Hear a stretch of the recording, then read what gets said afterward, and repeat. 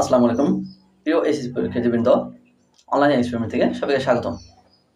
মাঝপথে এসে পরীক্ষা বাতিল হতে এবছর নিত্য নতুন কিন্তু আপডেট দিচ্ছে শিক্ষা বোর্ডগুলো।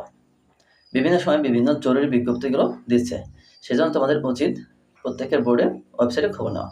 আর যদি সেটি না পারো তাহলে অবশ্যই উচিত বিশ্বস্ত একটি চ্যানেলের সাথে যুক্ত থাকা। আমার চ্যানেলে আমি সার্বক্ষণিক এই ওয়েবসাইট থেকে বিভিন্ন শিক্ষা বোর্ডের ওয়েবসাইট থেকে লেটেস্ট যে নোটিশগুলো রয়েছে সেগুলো ডাউনলোড করে তোমাদেরকে জানানোর চেষ্টা করি। তাই চ্যানেলটি সাবস্ক্রাইব করে না রাখলে এখনই চ্যানেলটি সাবস্ক্রাইব করে সাথে থাকার জন্য অনুরোধ জানাচ্ছি। তাহলে সার্বক্ষণিক তোমরা আপডেটগুলো পেয়ে যাবে, তোমাদের কোনো বোর্ডের ওয়েবসাইটে খোঁজাখুঁজি করতে হবে না। এইমাত্র যশোর শিক্ষা বোর্ড থেকে জানানো হয়েছে যে তোমাদের যে সাবজেক্ট ম্যাপিং অর্থাৎ রেজাল্ট তৈরির কার্যক্রম তোমাদের শুরু হয়ে গেছে। আর সেই সাথে তোমাদের প্র্যাকটিক্যাল পরীক্ষা হবে কিনা সেই বিষয়ে কিন্তু বিস্তারিত জানানো হয়েছে। খুব শীঘ্রই সেই প্র্যাকটিক্যালের মার্কসগুলো কিন্তু বোর্ডে পাঠানোর নির্দেশন দেওয়া হয়েছে কলেজগুলোকে। আগামী ১/৯/২০২৪ তারিখ অর্থাৎ সেপ্টেম্বরের ১ তারিখের মধ্যে রেজাল্টগুলো প্র্যাকটিক্যাল পরীক্ষার রেজাল্টগুলো কিন্তু বোর্ড কর্তৃপক্ষের নিকট পাঠাতে হবে। তাহলে ফলাফল প্রকাশে বিঘ্ন ঘটবে, অর্থাৎ তাদের ফলাফলগুলো আসবে না যাদের প্র্যাকটিক্যাল মার্কগুলো না পাঠানো হবে। তাই বোর্ড কর্তৃপক্ষ খুব শীঘ্রই এই রেজাল্টগুলো পাঠিয়ে দেবে। ইতিমধ্যে বোর্ডের ওয়েবসাইটগুলো খুলে দেওয়া হয়েছে সেই রেজাল্টগুলো দেওয়ার জন্য। এখন বিষয় হচ্ছে যে তোমাদের কলেজে যেতে হবে কিনা। যদি কলেজ কর্তৃপক্ষ তোমাদের যেতে বলে তাহলে তোমাদের যেতে হবে, আর যদি যেতে না বলে তাহলে যেতে হবে না। তবে সর্বোপরি কথা হচ্ছে যে যেহেতু তোমাদের পরীক্ষা হচ্ছে না সেহেতু তোমাদের কলেজে যেতে হবে না। আর যদি কোনো নির্দেশনা আসে সেটা তোমাদেরকে জানিয়ে দেওয়া হবে যে তোমাদের কলেজে যেতে হবে কিনা।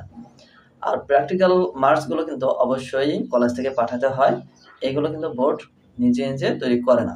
সেজন্য প্র্যাকটিক্যাল মার্কসগুলো অবশ্যই বোর্ডে পাঠাতে হবে। সেজন্য তোমাদের আপাতত কলেজে যাওয়ার প্রয়োজন নেই, কারণ এখন পর্যন্ত সেই নির্দেশনা তোমাদের আসেনি। যদি পরবর্তীতে যাওয়ার প্রয়োজন হয় সেটি তোমাদেরকে জানিয়ে দেওয়া হবে।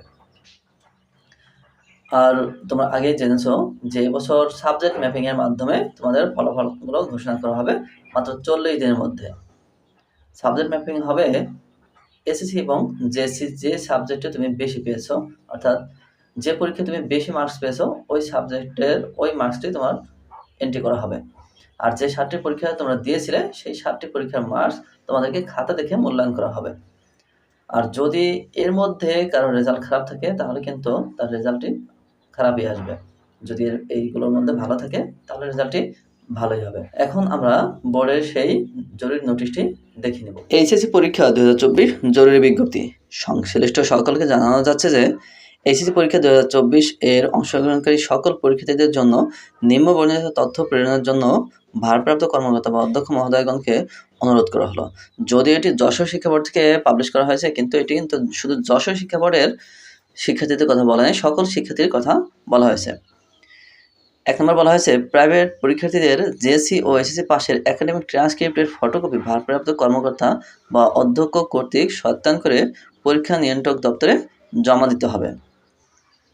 ২ নম্বর, যে সকল পরীক্ষার্থী টেকনিক্যাল বোর্ড এবং উন্মুক্ত বিশ্ববিদ্যালয় থেকে জেএসসি ও এসএসসি পরীক্ষায় পাশ করে ২০২৪ সালের এইচএসসি পরীক্ষায় অংশগ্রহণ করেছে তাদের জেএসসি ও এসএসসি পরীক্ষার একাডেমিক ট্রান্সক্রিপ্টের ফটোকপি ভারপ্রাপ্ত কর্মকর্তা অধ্যক্ষ কর্তৃক সত্যায়ন করে পরীক্ষা নিয়ন্ত্রক দপ্তরে জমা দিতে হবে।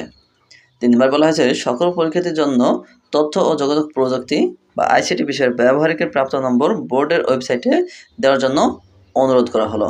ইতিমধ্যে এই বোর্ডের ওয়েবসাইট খুলে দেওয়া হয়েছে। উল্লিখিত তথ্য আগামী ১/৯/২০২৪ তারিখের মধ্যে প্রেরণের জন্য অনুরোধ করা হলো। তাহলে এখানে কিন্তু বলা হয়েছে যে শুধু উন্মুক্ত বিশ্ববিদ্যালয় এবং প্রাইভেট পরীক্ষার্থী আর কারিগরি শিক্ষা বোর্ড থেকে যারা পাশ করেছে শুধু তাদের ট্রান্সক্রিপ্টগুলো বোর্ডে জমা দিতে হবে, অন্যদের জমা দেওয়ার প্রয়োজন নেই। আর এটি কলেজ কর্তৃপক্ষই জমা দিবে, তোমাদের জমা দিতে হবে না। আর আইসিটি বিষয়ের যে ব্যবহারিক পরীক্ষার নম্বর সেটিও বোর্ডের ওয়েবসাইটে কলেজ কর্তৃপক্ষই এন্ট্রি করবে। প্রিয় শিক্ষার্থীবৃন্দ, তাহলে আমরা দেখে নিলাম যে নোটিশে কী বলা হয়েছে। তাই সার্বক্ষণিক আপডেট পেতে অবশ্যই চ্যানেলটি সাবস্ক্রাইব করে রাখার অনুরোধ রইল। ধন্যবাদ সবাইকে। আল্লাহ হাফেজ।